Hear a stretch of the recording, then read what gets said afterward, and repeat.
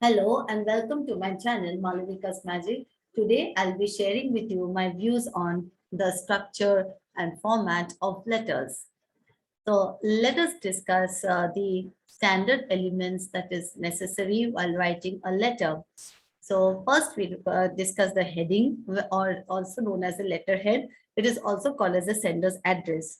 Now, when we are writing on the sender's address, personally, when we are sending a letter and we write the sender's address, we usually write it either in the left aligned, or it could be right aligned also, depending upon the format. And now, when we are using the letterhead of the organization, we usually write the letterhead at the center, and what do we include over here is the name of the organization, the complete address of the organization, and the telephone numbers. This is an example that I have it for you over here. So this manner you have to write the heading. So most of the time in formal letters, that is in business letters, we use the letterhead of the organization to write letters. And so therefore we have to make it a point to include the letterhead at the center. And we have to follow the complete block format as prescribed in the syllabus. And so the complete block format does not follow any punctuation while using the writing the elements of the letter. And so that has to be taken into account.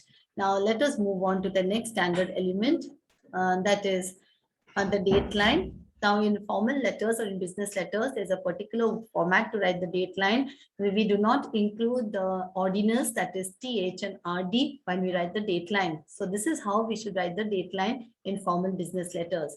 Next is the next element is related to the inside address, that is to whomsoever we are addressing the letter, that is the receiver's address.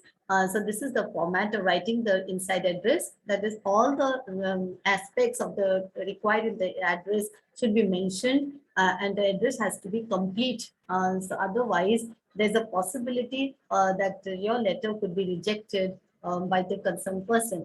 And then comes the next standard element, that is the salutation.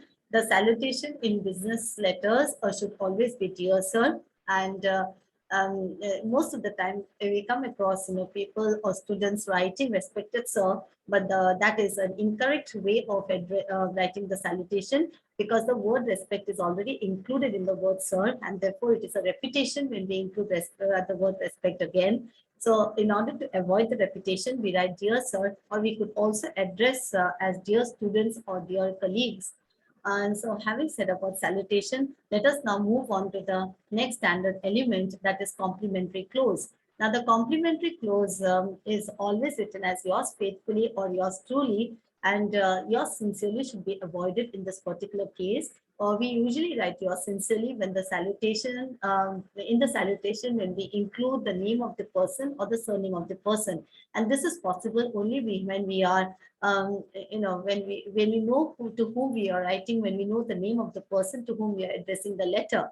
Usually that is a rare case, that most of the time we may not know the person, and so therefore we write dear sir and yours faithfully. So having said this, let us now move on to the next standard element, that is the signature block.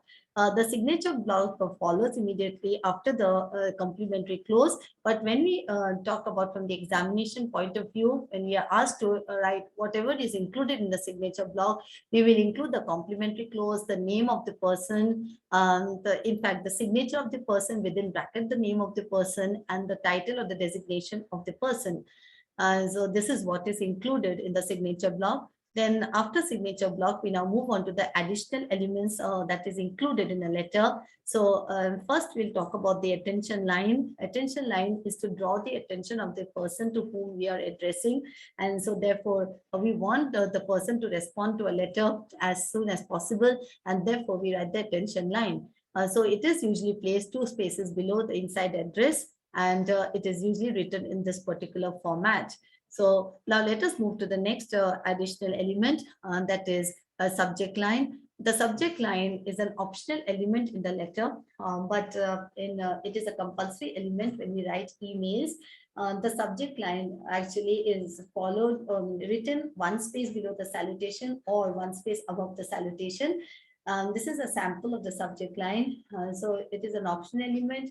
And whenever we include the subject line, we have to be very careful that we use as there are very few words as possible. That is, we do not try to make the subject line very long, and we give the main idea of the letter, the main concept of the letter in as less words as possible. So it is necessary for us to remember that, and therefore, sometimes it could be very confusing if the writers, do not, or if we do not strictly follow the way a subject line should be written, because it could mislead the receivers in interpreting the information, or it could mislead the receivers and they may not even read the letter depending upon the subject line. So one has to be very careful as to what we are trying to communicate in the letter, and accordingly mention that in the subject line.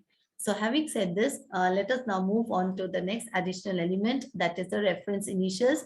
Now, the most organizations, there is the manager dictates the letter to his or her secretary, and the secretary types the letter. So when two people are involved in letter writing, it is essential that the acknowledgement should be given to both the person, and the reference line is usually placed 2 spaces below the last line of the signature block, and it is written in this particular format. But due to the electronic mail, this reference initials are no longer in use nowadays, but we should know what is the concept of the reference initials.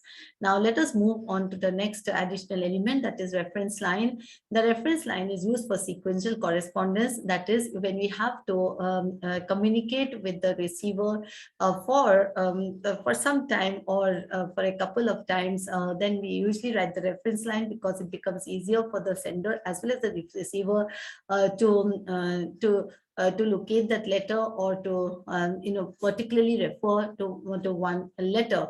So usually when we are writing a claim letter, there is a possibility that the receiver, the organization to whom we have addressed the letter, may not respond to a letter, or there could be a delay in the response.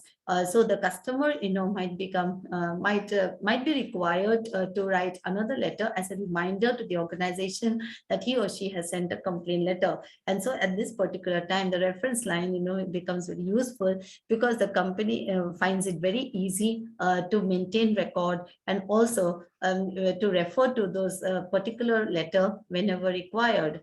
So it is written in this particular format. Next, we move on to the next additional element, that is enclosures. Enclosures are included when we want to send some extra document, or something in addition to the letter that we have written. It could be in the form of a receipt. It could be in the form of a document that we are sending.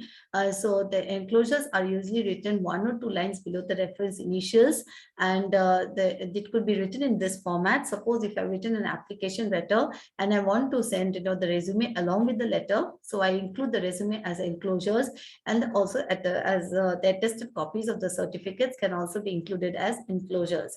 Now let us move on to the next additional element, that is the copy notation. The copy notation, it follows the enclosures, and it indicates who is receiving a courtesy copy. So in an organization, when we have to communicate with people outside the organization, it is mandatory that whatever we are communicating should be known to people inside the organization, for example, as superiors.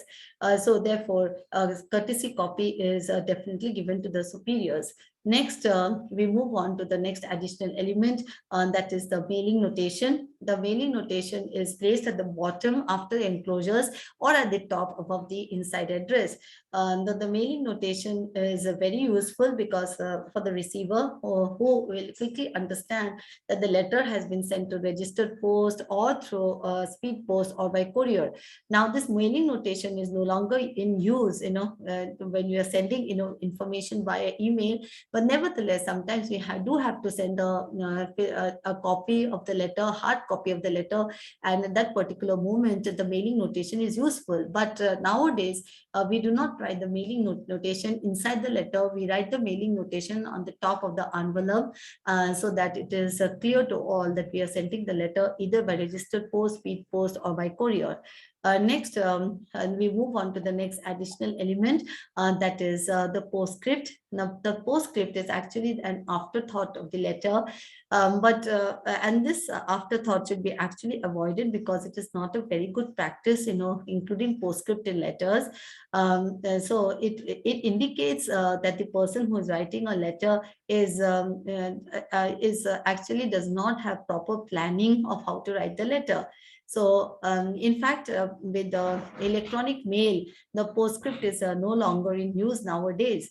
But sometimes, some people might use the postscript, instead of a negative connotation, it might be included as a positive connotation. That is, it could be included as a punchline in sales letter. Now, let us move on to the layout of the letter. The layout of the letter, as per the syllabus, the layout we follow is a complete block format. It is also the modern format, and therefore we need to change ourselves from the traditional to the modern format. The traditional format is no longer in use. We should therefore understand what are the requirements of the modern format and follow them strictly. So the complete block format indicates that all the elements of the letter should be left aligned, except the heading. If you're writing in the letterhead of the organization, the heading will always come at the center. But if you're not representing the organization, we're writing it at a personal level. Okay, example for claim letters, though it is a formal business letter, we still, we are writing at a personal level, and so therefore we can include the sender's address. So the sender's address will also be left aligned. So all the elements will be left aligned without any indentation. And moreover, in complete block format, open punctuation is followed. That is, we do not include any punctuation marks while writing the elements of the letter. That is, we do not include the full stop after the date line. So after the subject line, the sender's address is completed, we do not include a full stop, and so on. Let me show you an example of the layout of the complete block format. They write the sender's address, date, receiver's address, salutation, then the body of the letter, and then comes the complementary close, and then the signature block. So as we can see, everything is left aligned, and the punctuation marks are not required in the elements of the letter. But when we are writing the body, the content of the letter, of course, we have to use the punctuation. We cannot forget to do that. Having said this, I would like to thank you all for your patient listening. And so I would also say that please follow the structure of the letter as well as the format of the letter, because that is very useful from the examination point of view. Thank you once again.